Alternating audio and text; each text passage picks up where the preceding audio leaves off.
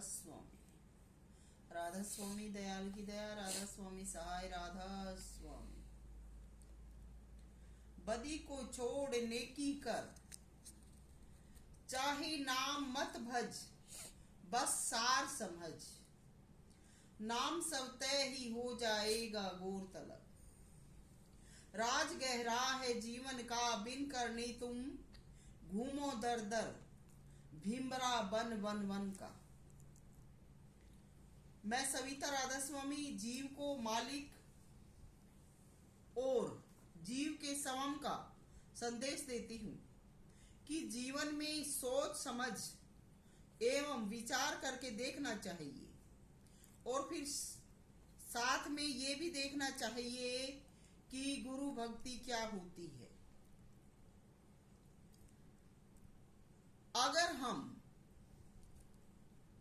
जो गुरु ज्ञान को समझ गए हैं या गुरु को समझ गए हैं, वो जन बार बार चिल्लाते हैं और दूसरों को कहते हैं, तो ये भी हमारी भूल है।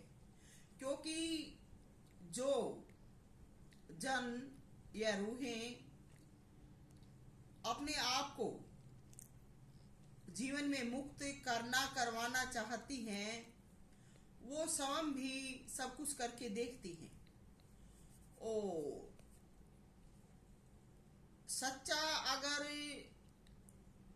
गुरु नाम है तो वो अपने आप प्रकट हो जाता है, उसे कहलवाने की कोई आवश्यकता नहीं है। जीव अपने आप लाइन को पकड़ जाता है, महसूस कर लेता है। तो हमें सोच समझ विचार करके देखना चाहिए। और गुरु भक्ति क्या होती है, ये हमें जब हम ऐसी चाहत करेंगे, खोजेंगे, तो अपने आप पता लग जाएगा। क्योंकि दो प्रकार से भक्ति करने से भक्ति पूर्ण बनती है।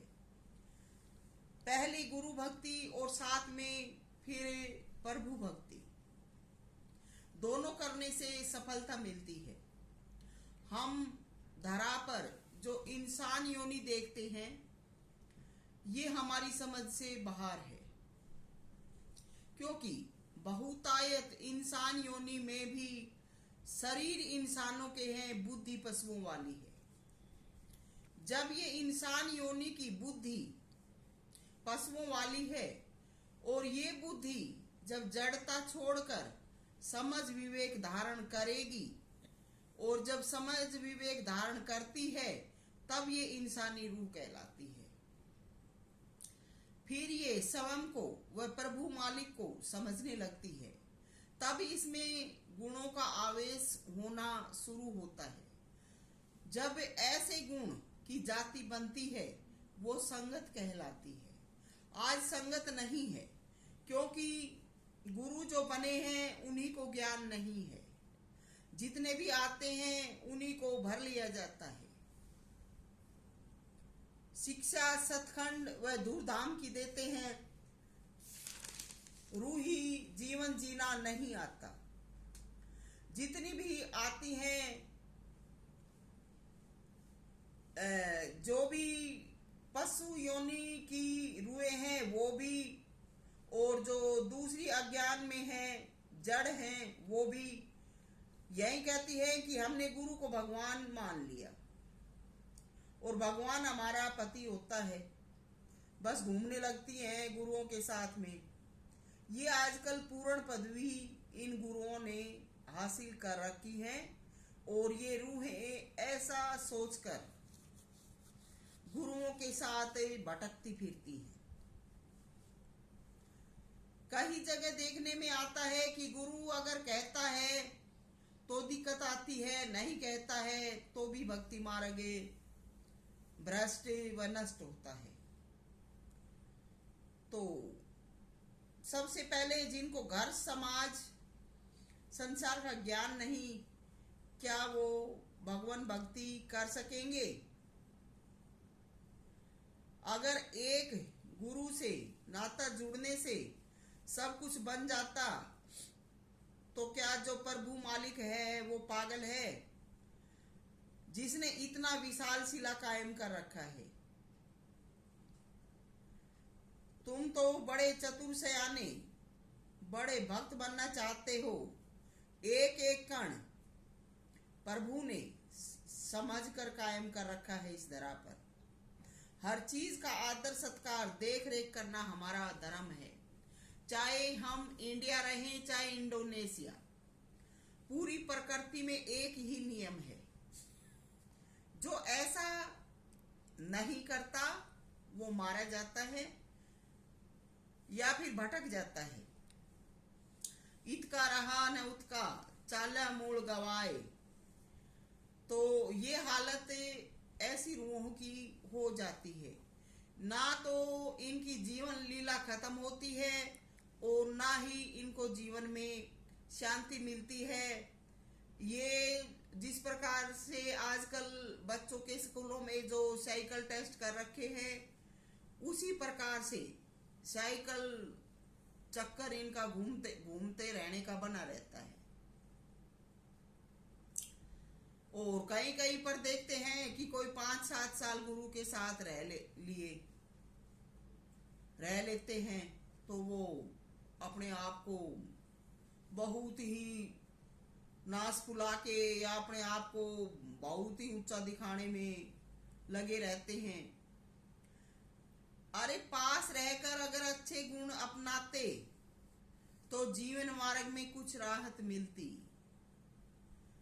हम तो पास रहकर अहंकारी बन जाते हैं और अहंकार जीवन को नष्ट करता है।